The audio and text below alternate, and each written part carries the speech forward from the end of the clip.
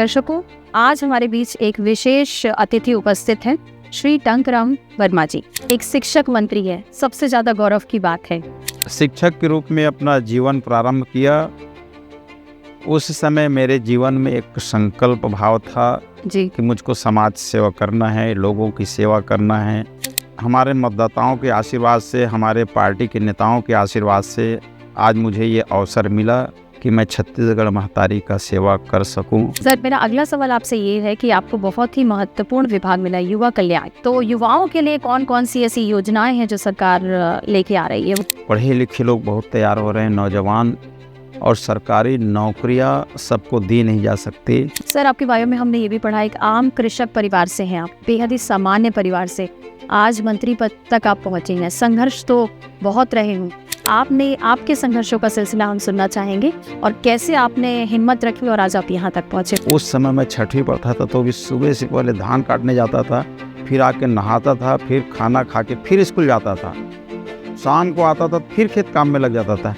दर्शकों नमस्कार, बहुत बहुत स्वागत आज के विशेष कार्यक्रम में। दर्शकों, आज हमारे बीच एक विशेष अतिथि उपस्थित हैं, श्री टंकराम वर्मा जी, जो कि खेल एवं युवा कल्याण मंत्री हैं।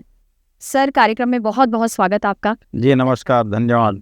सर, पहले तो मैं आपका बहुत बहुत धन्यवाद करना चाहूँगी कि इतने व्यस्त शेड्यूल में आपने हमारे लिए समय निकाला। जी धन्यवाद आपको। जी, आपको हमारे यहाँ पधारने के लिए धन्यवाद। जी बहुत बहुत धन्यवाद सर। जी सर, सबसे पहला मेरा सवाल आपसे ये है कि आप शिक्षक रह चुके हैं, जी एक शिक्षक मंत्री है, सबसे ज्यादा गौरव की बात है। तो क्या हम जो नई सरकार आई है, एक शिक्षक मंत्री हैं, तो हम क्या बदलाव इमेजिन कर सकते हैं आपके माध्यम से? देखिए, शिक्षक के रूप में अपना जीवन प्रारंभ किया। उस समय मेरे जीवन में एक संकल्प भाव था जी कि मुझको समाज सेवा करना है, लोगों की सेवा करना है, गांव की सेवा करना है, कुछ करके दिखाना है, ये भाव था। तो शिक्षक रहते रहते मैंने सामाजिक तौर से कार्य किया और क्षेत्र में धर्म, संस्कृति और संस्कार के ऊपर से काम किया। जी और आज क्षेत्र के हमारे मतदाताओं के आशीर्वाद से, हमारे पार्टी के नेताओं के आशीर्वाद से आज मुझे ये अवसर मिला जी कि मैं छत्तीसगढ़ महतारी का सेवा कर सकूं। जी और जो मुझको जवाबदारी हमारे पार्टी के नेताओं ने दिया है विश्वास के साथ, उनके विश्वास पे खरे उतरूंगा। पूरी निष्ठा और ईमानदारी के साथ मैं अपना काम करूंगा, ये मेरी संकल्प भाव है। क्योंकि राजनीति के बिना समाज सेवा नहीं हो सकता, इसीलिए मुझको समाज सेवा करने के लिए इस राजनीति में आना पड़ा है।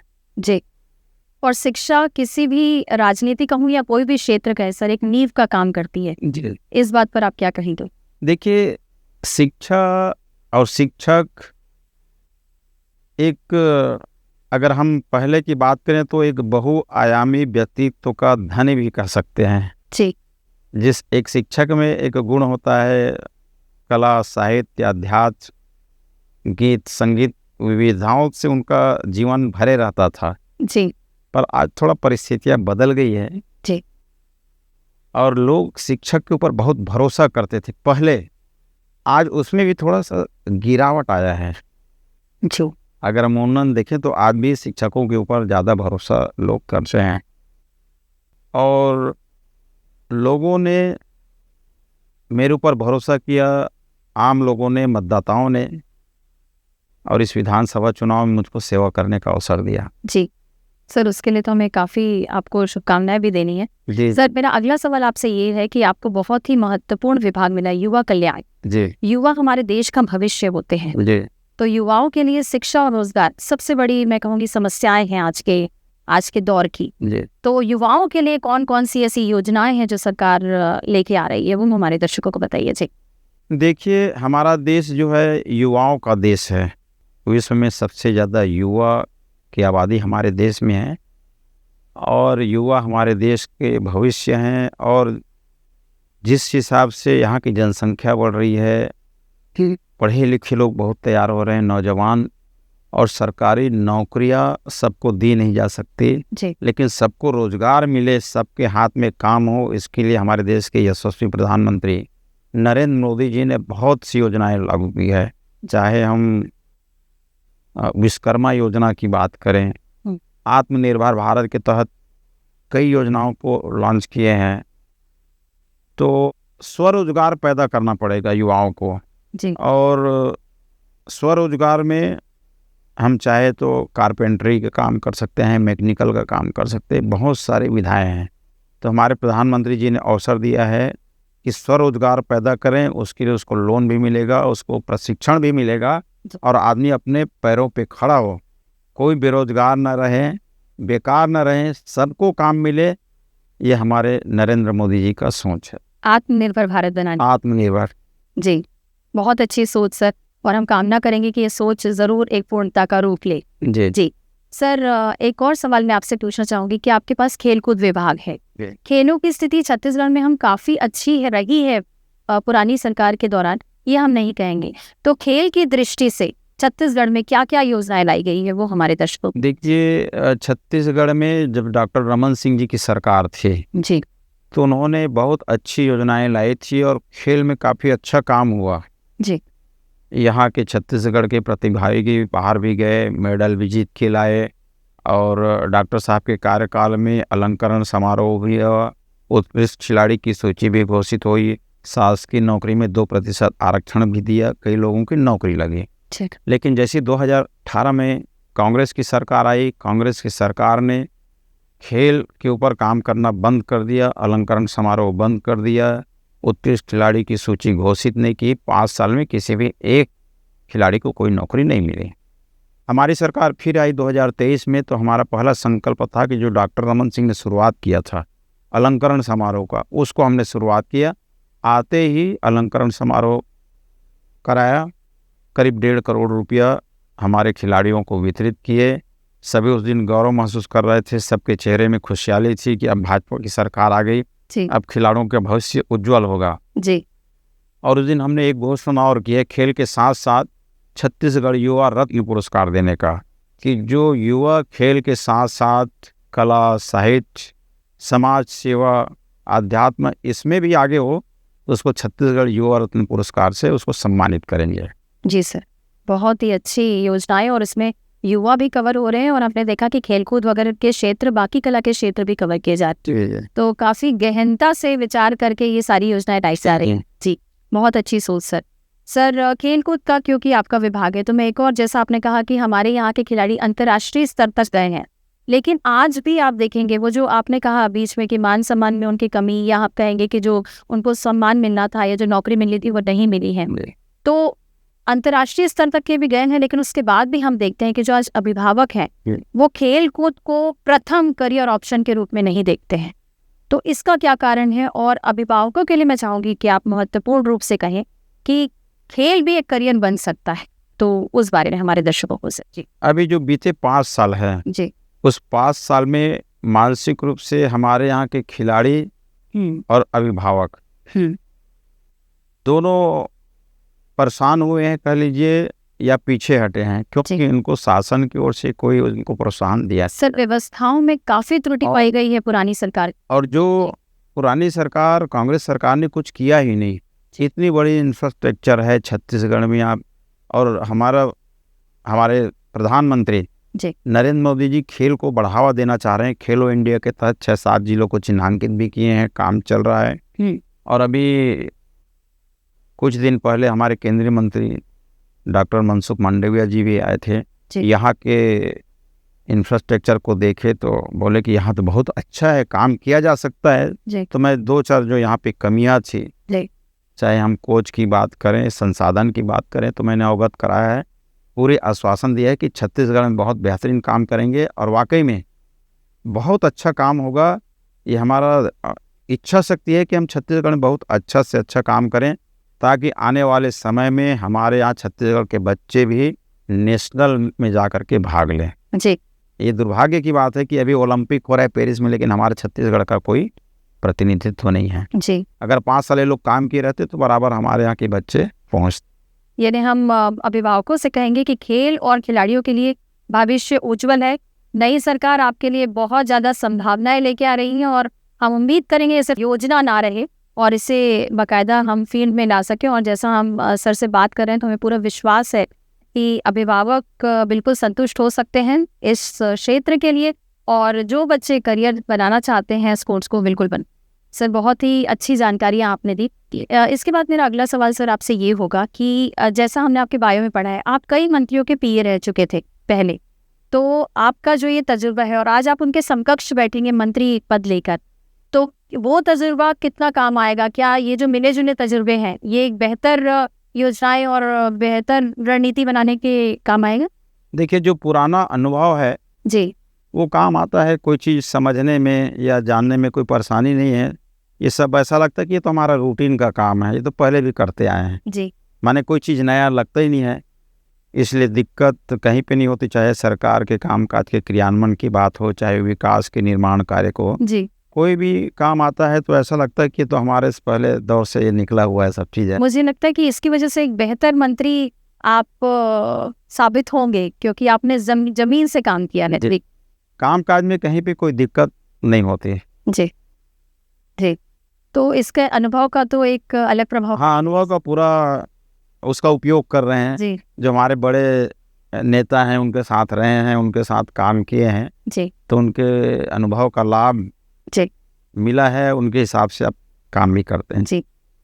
सर, आपके बायो में हमने ये भी पढ़ा, एक आम कृषक परिवार से हैं आप, बेहद ही सामान्य परिवार से आज मंत्री पद तक आप पहुंचे हैं। संघर्ष तो बहुत रहे हों जी। आजकल के, क्योंकि आपके अंतर्गत युवा कल्याण विभाग भी है। आजकल के युवा जरा सी परेशानियों में सर हार जाते हैं। बहुत सारे हम सुसाइड केसेस देखते हैं, बहुत सारे हार वाले निराश हो जाते हैं, हताश हो जाते हैं। आपके संघर्षों का सिलसिला हम सुनना चाहेंगे, और कैसे आपने हिम्मत रखी और आज आप यहाँ तक पहुंचे, वो हमारे दर्शकों के लिए। जी देखिए, मैं जब पढ़ रहा था, जी मैं हाई स्कूल में गया, तब से मेरे मन में इच्छा थी जी। एक अच्छा काम करूं जी सबके बीच रह करके, और मैं नेतृत्व करूं।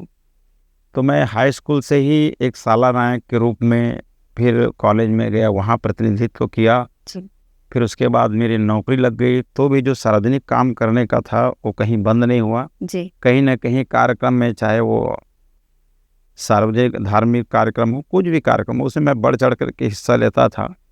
और फिर बाद में मैं अपने पिताजी के नाम से फाउंडेशन बनाया, स्वर्गीय सोनचंद्र वर्मा फाउंडेशन। इस फाउंडेशन से मैं लगातार श्री राम कथा, श्रीमद् भागवत कथा, शिव महापुराण कथा लगभग 14 वर्ष से करा रहा हूँ। यानी वो नेतृत्व क्षमता आपके अंदर शुरू से थी, जी। समझ पा रहे हैं। जी जी। जी तो इससे पॉपुलैरिटी मिली।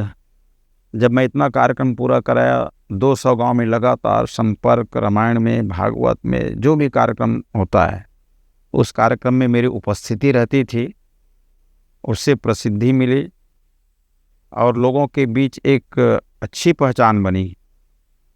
और फिर मैं जो है 2019 में वीआरएस लेकर के जिला पंचायत का चुनाव लड़ा। जी यही बलौदा विधानसभा का एक क्षेत्र पड़ता है तिल्दा, जी वहाँ से चुनाव लड़ा। फिर मैं जिला पंचायत रायपुर का उपाध्यक्ष बना। फिर पार्टी ने मुझको, भारतीय जनता पार्टी रायपुर जिले का ग्रामीण का अध्यक्ष बना दिया। और उसके बाद फिर मेरे को बलौदा झारसी विधानसभा का टिकट दे दिए। चुनाव भी लड़ा। सब कार्यकर्ता और सब मतदाता के आशीर्वाद से मैं वहाँ से चुन करके भी आ गया। और पार्टी नेतृत्व जो है हमारे प्रदेश के, केंद्र के, उन्होंने मुझको मंत्री पद की जिम्मेदारी दी। और मुझको जो जिम्मेदारी मिली है उसका मैं निर्वहन कर रहा हूँ मैं। जी और संघर्ष के बिना तो कोई मिलता ही नहीं है, जी है ना। मैंने क्षेत्र के विकास के लिए, लोगों के समस्याओं के समाधान के लिए बहुत काम किया है, और अभी भी मैं उसी भाव से काम कर रहा हूँ। जी मुझको ऐसा कहीं पे भी नहीं लगता कि मेरे जीवन में बदलाव आया है, या मेरे व्यवहार में बदलाव आया है, या मैं कुछ बदला हूँ।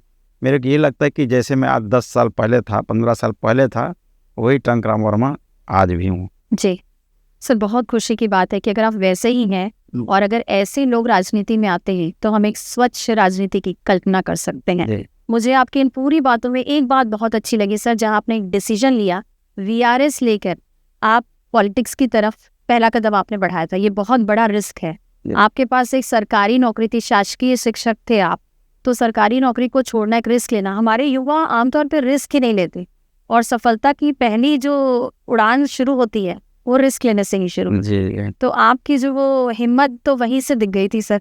तो बहुत अच्छी बात है कि आप बिल्कुल नहीं बदले। जब हम आपसे ऐसे कैजुअली बात कर रहे थे तब आपने कहा था कि मुझसे मेहनत कितनी भी करवा लीजिए मैडम, मैं मेहनत कितनी भी कर सकता हूँ आज भी। जी। तो हमारे युवा मेहनत नहीं करना चाहते। जी देखिए, मुझको तो मेरा बचपना बार बार दिखता है, जी। और जितना मेहनत मैं किया हूँ शायद आज के बच्चे कोई कर ही नहीं सकते हैं। हमको याद है जब हम चौथी पाँचवीं पढ़ते थे, जी उस समय भी हमको हमारे पिताजी सुबह से उठा देते थे, जी चलो धान कटाई करना चलना है करके। और उस समय ठंड बहुत लगता था, हाथ बिल्कुल कांपता था। जी उस समय मैं छठी पढ़ता था तो भी सुबह से पहले धान काटने जाता था, फिर आके नहाता था, फिर खाना खा के फिर स्कूल जाता था, शाम को आता था फिर खेत काम में लग जाता था। माने खेती मेरे जीवन का एक हिस्सा रहा है। मैं खाली समय जब भी मिले तो खेती में ही, चाहे नांगर जोताई हो, चाहे खाद पालना हो, जी चाहे बुआई करना हो, रोपा लगाना हो, बोझा बंधाई हो, खरी गांजना हो, माने इतना काम किया हूँ कि मेरा शरीर मजबूत हो गया। इसीलिए मैं कहता हूँ कि आज भी कोई लेबर मेरे से मुकाबला करे खेती में जी तो मेरे से पीछे हो जाएगा। जी। सर आप जितनी देर खेती और कृषक वाली बातें कर रहे थे, आपके चेहरे पे एक अलग सी चमक थी।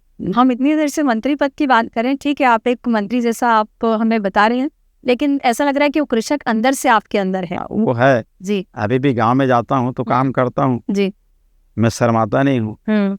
अभी भी मैं जो है कुदारी फावड़ा चलाना और ऐसा उसमें अपना तबेला जो वो बोलते हैं, जी धमेला बोलते हैं हम लोग, उसमें मिट्टी को ले जाना, सारा काम अभी भी करता हूँ। समय मिलता है तो, अब समय कम मिलता है जी और ये परंपरा हमारे घर में है, बच्चे लोग भी काम करते हैं।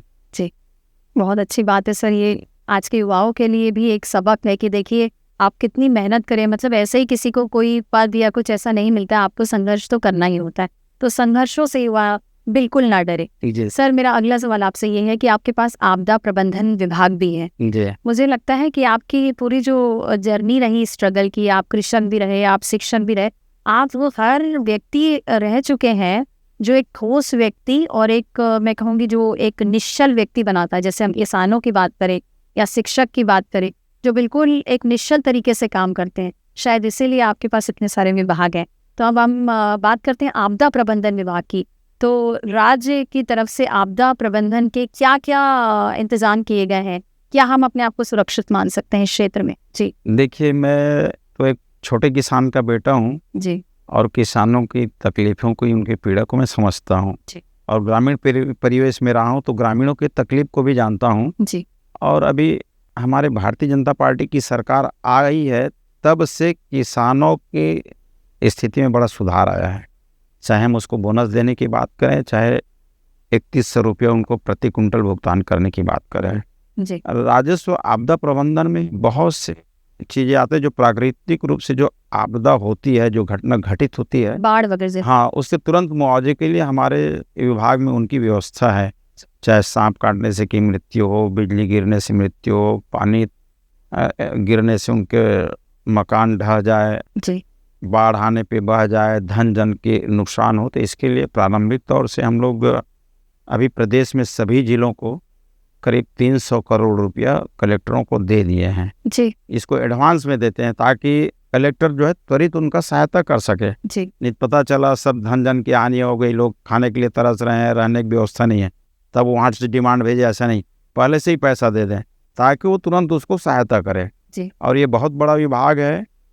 और प्रकृति की आप तो जानते हैं कि कभी भी कहीं बादल फट जाता है, कहीं वर्षा ज़्यादा हो गई तो बाढ़ आ जाती है। जैसे भी कई जगह बस्तर में हुआ, NMDC का एक कोई कुआं जैसा बना हुआ था वो फूट गया, बलौजार में दरचूरा के पास एक बांध ढह गया। जी तो एकाएक जब ऐसी परिस्थितियाँ उत्पन्न होती है तो तुरंत राहत के लिए कलेक्टरों को राशि भी जारी करते हैं और बरसात से पहले एक बार समीक्षा भी करते हैं कि कहाँ कहाँ पे बाढ़ आ सकता है, उसके हिसाब से पूर्व तैयारी भी करते हैं। जी सर आपसे बात करके इतना अच्छा लग रहा है, ऐसा लग रहा है पूरे योजनाबद्ध तरीके से आपकी सरकार आगे बढ़ रही है।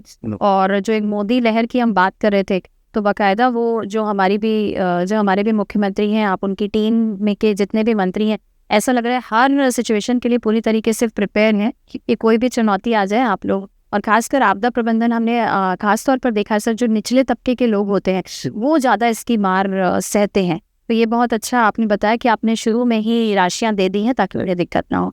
सर बहुत अच्छा, बहुत अच्छी जानकारियाँ आप दे रहे हैं और बहुत अच्छा लग रहा है ये जान के कि सरकार इतना कुछ कर रही है हमारे लिए। जी अब ये मोदी जी की गारंटी जी और हमारे विष्णु देसाई जी की सुशासन की सरकार है। जी और मैं पार्टी की बड़ाई कर रहा हूँ ऐसा नहीं है। 15 साल पिछले समय भी डॉक्टर रमन सिंह जी ने जी सरकार चलाया। 15 साल हम्म कहीं पे कोई आरोप नहीं लगाए। जी तो भारतीय जनता पार्टी की रीति नीति साफ होती है। और पिछला गवर्नमेंट को भी आप देख लिए हैं, 5 साल जो चली क्या क्या हुआ। लोग अभी भी जेल में बंद हैं। तो हम उसके बारे में नहीं कहेंगे, लेकिन अभी विष्णु देसाई जी की सुशासन है, भ्रष्टाचार मुक्त और छत्तीसगढ़ के बेहतरी विकास। जी डबल इंजन की सरकार है, बेहतरी विकास होगी और छत्तीसगढ़ बहुत समृद्धशाली प्रदेश में इसकी गिनती होगी। हिंदुस्तान में नंबर 1 में इसकी गिनती हो, ऐसा हम सबका संकल्प है। जी और मोदी जी ने 2047 तक भारत को विकसित राष्ट्र बनाने का सपना देखा है। तो हमारे विष्णु देसाई जी भी 2047 तक छत्तीसगढ़ को विकसित राज्य बनाने का सपना देखा है, जिसको हम सबको मिल करके पूरा करना है। जी यानी हम बेहतर राज्य के लिए बिल्कुल तैयार हैं जी बनाने के लिए। जी जी सर बहुत अच्छा लग रहा है बात करके, मैं खुद काफ़ी पॉजिटिव हो रही हूँ और मेरा तो मोटिवेशनल चैनल ही है, तो बहुत अच्छा लग रहा है। युवाओं के लिए बहुत अच्छी उम्मीदें लेकर आ रही है नई सरकार। वैसे तो ये पुरानी सरकार ही हम कहें, बीच के अगर हम थोड़े साल को अगर रहने दें तो। सर एक खास सवाल आपसे पूछूंगी कि आमतौर पे हमने देखा है जब खिलाड़ियों की स्थिति की हम बात करते हैं, पुनः खिलाड़ियों में आ रही हूँ क्योंकि प्रमुख विभाग है आपके पास, कि खिलाड़ियों को सम्मान जब वो किसी स्तर पर पहुंच जाते तब तो बहुत मिलता है, लेकिन उनका जो इनिशियल स्टेज होता है, हमने कई इंटरनेशनल खिलाड़ियों से भी बात की, जो उनका जो इनिशियल स्टेज होता है उन्हें फंड्स की प्रॉब्लम होती है, उनके पास जो चाहे अब जूतों की बात करें या उनके यूनिफॉर्म जो काफ़ी कॉस्टली आते हैं, उस तरफ या उनकी बाकी जो व्यवस्था है, खेल व्यवस्था है, वो उस समय उनको जब सहायता चाहिए होती तब आमतौर पर नहीं मिल पाती है। तो नई सरकार क्या इसके लिए भी तैयार? हमारी नई सरकार जो है खिलाड़ियों को आगे बढ़ाने के लिए, प्रोत्साहित करने के लिए कहीं कोई कमी नहीं करेगी। अभी भी कई खिलाड़ी जो हैं नेशनल खेलने या दूसरे देश भी गए हैं जी तो उनको यहाँ से हम लोग आर्थिक सहायता दिए हैं। जी खिलाड़ी के मन में हताशा नहीं आना चाहिए, पैसे के कारण उनका खेल रुक जाए, कहीं बाहर ना जाए, ऐसा स्थिति मत आए। और बहुत अच्छा कार्यक्रम बनाएंगे।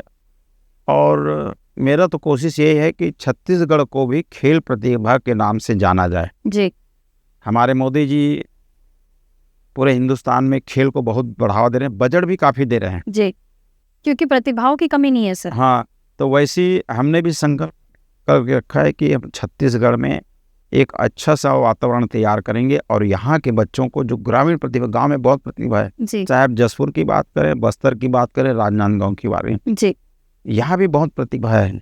यहाँ भी तीरंदाजी में है, फुटबॉल में है, क्रिकेट में। सर ना केवल खेल में मैं कहूँगी, अपितु अगर आप कोई भी क्षेत्र देखेंगे, आप कला का क्षेत्र देखें और भी जितने भी क्षेत्र हैं, हमारे यहाँ प्रतिभा बहुत है सर। लेकिन कहीं ना कहीं आप माने ना माने, जो संसाधनों का अभाव है या लोग वहाँ तक, यहाँ की जो प्रतिभा है वो बड़े स्तर पर नहीं पहुँच पाती, जो बड़े मेट्रोस की प्रतिभा पहुँच पाती, तो कहीं ना कहीं वो प्रतिभा वंचित रह जाती है। तो उनके लिए भी आप लोग कार्य, हाँ, उनको कमी होने नहीं देंगे। जो उनको बेहतर सुविधा दे सकते हैं जी, वो सुविधाएं यहाँ से मिलेगी जी, और पैसे की कमी नहीं आएगी। जी जी सर, ये हमारा संकल्प है। जी सर, बहुत अच्छी चर्चा रही और आपसे बात करके बहुत अच्छा लगा, लेकिन समय की एक सीमा है। जाते जाते हमारे दर्शकों के लिए एक खास संदेश जो आपके समस्त डिपार्टमेंट को कवर कर ले, और हमारे दर्शकों के लिए एक खास संदेश सर आपका। जी देखिए, आपको तो पहले मैं धन्यवाद देता हूँ जी कि आपने आया और इतना बड़ा कवरेज किया। जी संदेश तो हमारा यही है जी कि मोदी जी के आने से इस भारत की तस्वीर बदली है। अगर हम आज़ादी के बाद 2014 तक देखें एक पार्ट, और 2014 के बाद 2024 तक देखें, जी, आसमान का अंतर है। करिश्माई व्यक्तित्व है माननीय नरेंद्र मोदी जी का, जिन्होंने 10 साल में भारत को 11वें स्थान से 5वें स्थान पर ले आया। और अभी तीसरे कार्यकाल में 5वें से तीसरी बड़ी अर्थव्यवस्था बन जाएगी। आज समूचा विश्व भारत का गुणगान कर रहे हैं, नरेंद्र मोदी जी का गुणगान कर रहा है। जी तो ऐसे करिश्माई व्यक्तित्व को इस देश को आगे नंबर 1 बनाने के लिए हम सबको मोदी जी की नीतियों का अनुकरण करना चाहिए, पालन करना चाहिए जी और उनके हाथ को मजबूत करना चाहिए और हमारा छत्तीसगढ़ भी आगे हो, इसके लिए हम सब मिलजुल करके काम करें, प्रदेश को और देश को समृद्धशाली बनाएं, विकसित राज्य और विकसित राष्ट्र बनाएं। ये मेरा आग्रह है। जी जी और युवाओं से ये कहूँगा कि युवाओं में बड़ी ताकत होती है, बड़ी जोश होती है, ओ, पर हमारे बुजुर्गों के मार्गदर्शन से उनके आशीर्वाद हमेशा लें जी और सकारात्मक भाव से। ये बुजुर्गों वाली बात कही, लेकिन वो युवा जोश आपके अंदर सर मैं महसूस कर रही हूँ। मैं जब से आपका इंटरव्यू ले रही हूँ, आपका शेड्यूल मैंने देखा, मतलब इतनी व्यस्त दिनचर्या के बाद भी जो एनर्जी था आपका, एक आप युवा कल्याण विभाग को एक्चुअल में रिप्रेजेंट करते हैं। जी तो वही कहूँगा, युवाओं से हताश हो ना निराश हो, जी धैर्य के साथ काम करें और निष्ठा और ईमानदारी के साथ। कोई काम न छोटा होता है न बड़ा होता है, बस संकल्प भाव से काम करें तो मंजिल पहुँचता है। बस यही मेरी आग्रह है। सर, बहुत ही खूबसूरत सोच। और जब आप दिल से बोलते हैं तो वो आवाज़ सब तक जाती है। और सबसे बड़ी बात जो मुझे लगती है कि अगर नेतृत्व अच्छा हो तो कारवा अपने आप जी। लग जाता है साथ और संकल्प पूरे हो जाते हैं। तो मुझे सबसे अच्छी बात जो लगी कि आप अपने नेता पे भरोसा कर रहे हैं। चाहे हम विष्णु देव जी की बात करें या हम अपने प्रधानमंत्री जी की बात करें, तो जब एक नेतृत्व से आप जुड़ जाते हैं और पूरे तन मन से जुड़ जाते हैं, तो मुझे लगता है कि बड़े से बड़ा संकल्प अधूरा नहीं रहता है। तो इसके लिए ना केवल मैं मोदी जी को बधाई दूंगी, अपितु आपके पूरे मंत्रिमंडल को मैं बधाई दूंगी कि आप उनसे इस तरह से मन से जुड़े हैं। तो निश्चित ही एकता में बहुत शक्ति होती है, ये मैं मानती हूँ। आपके साथ मेरी ये चर्चा बहुत ही अच्छी रही सर, और आपको बहुत अच्छे से मुझे जानने का मौका मिला। और सबसे अच्छी बात ये लगी कि मंत्रिमंडल का चुनाव भी इतनी गहनता से हुआ है, ये देख के बहुत अच्छा लगा।